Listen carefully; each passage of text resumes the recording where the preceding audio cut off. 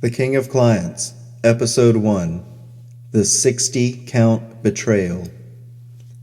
The denial of justice is the denial of the American creed.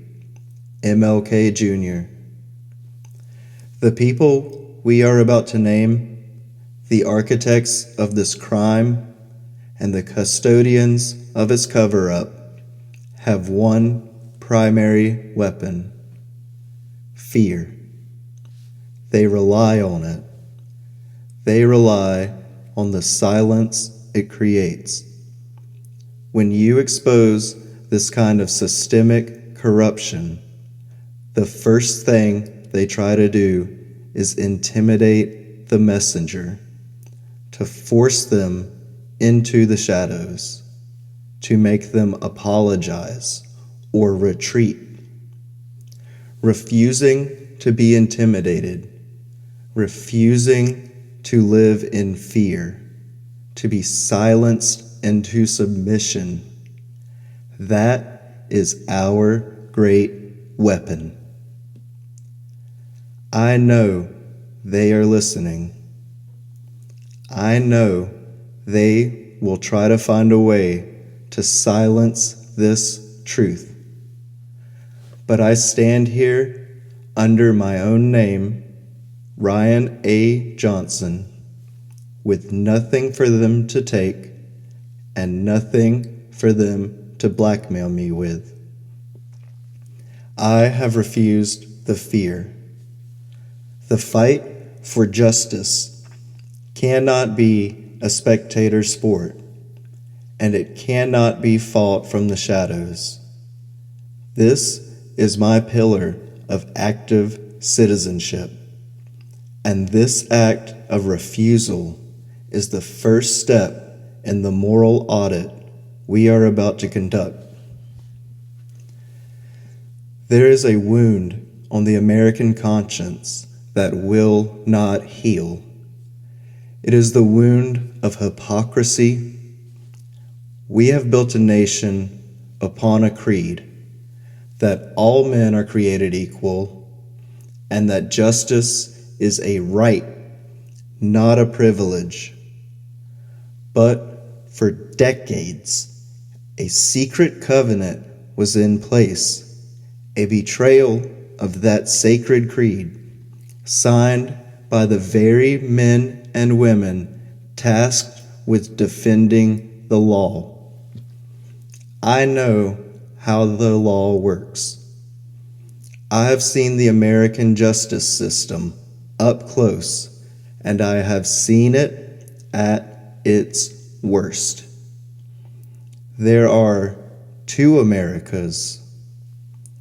Thousands of people across the country are taken into custody every day and prosecuted far beyond the maximum for the smallest of technical infractions. Others among us are able to influence their ways out of 60-count federal indictments stemming from years-long investigations. I know this to be true. Law and order exist for the purpose of establishing justice, and when they fail in this purpose, they become the dangerously structured dams that block the flow of social progress. This series is about one of those dams, and it began building long before the indictment. Our story does not begin in 2007 when the government finally gathered the evidence. Our story begins a decade earlier in 1996 when the system made its first decisive choice to fail. Victims, including Maria Farmer, attempted to report this growing evil directly to the FBI. They called the highest law enforcement agency in the nation for help. And according to testimony, the FBI hung up the phone.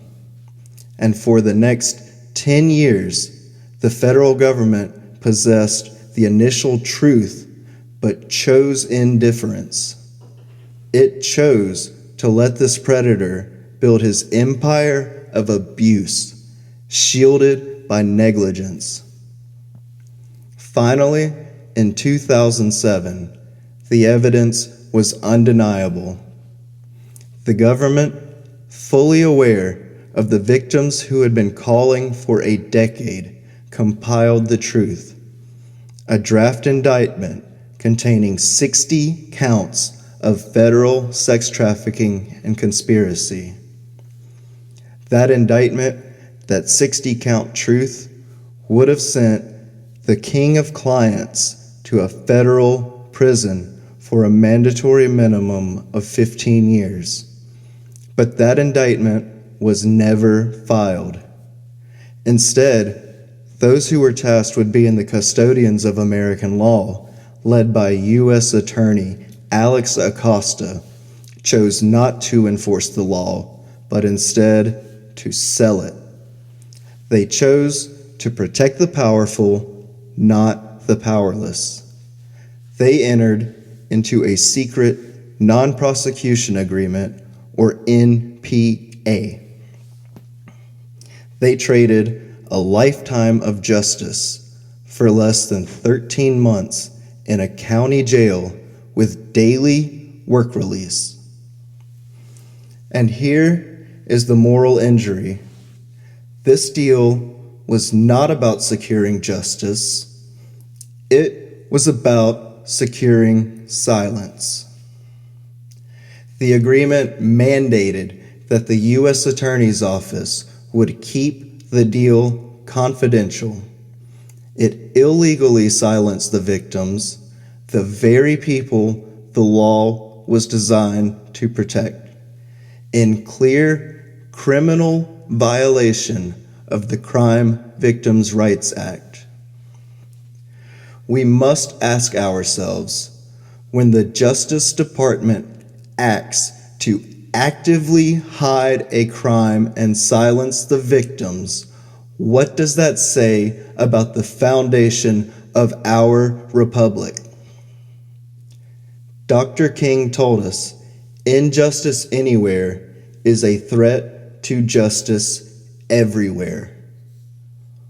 Why invoke Dr. King's name? Because the struggle is a mirror of the past. The denial of justice in this secret deal is not merely about one prosecutor's misconduct. It is the clearest modern proof of two separate nations living under one flag.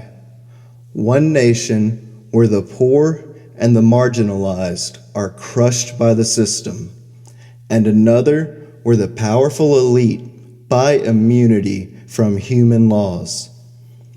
Every American should feel the same burning, righteous outrage over the injustice of that secret handshake as an insult to the very fabric of our society. The solution remains the same.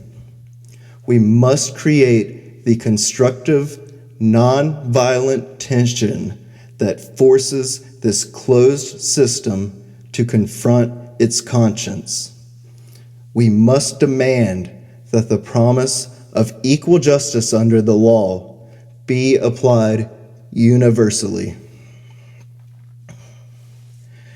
The dark philosophy that drove the oppression Dr. King and many others fought against is still alive and well today.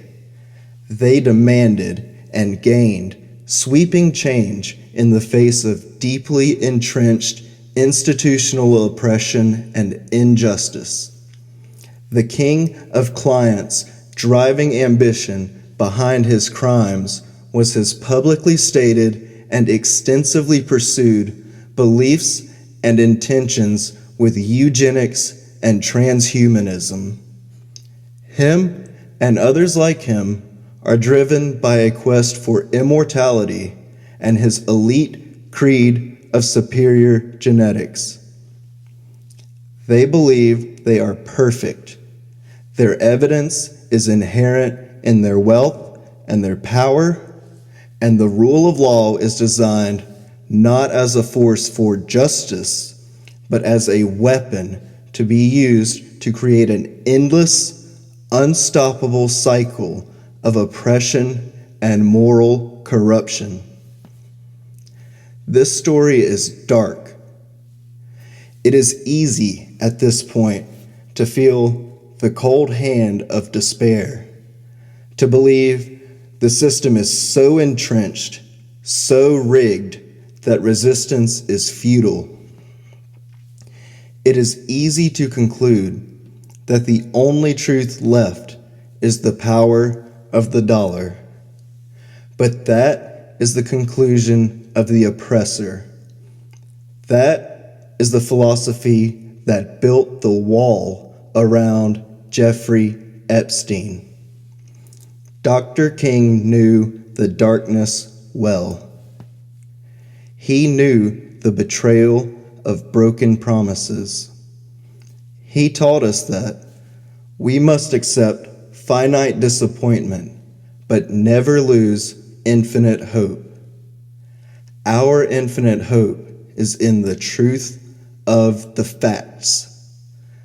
They spent years building their structured dam, the 10 years of indifference, the NPA, the secret deals. But the truth, once exposed to the light of public scrutiny, cannot be silenced. This series, The King of Clients, is the beginning of a relentless, nonviolent moral audit. We will not offer violence, but we will create tension. The clock is ticking. The arc of the moral universe is long, but it will not bend towards justice on its own.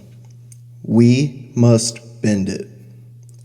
Join me next time for episode 2, The Dangerously Structured Dam, where we pull apart the very contract the U.S. government used to grant this immunity.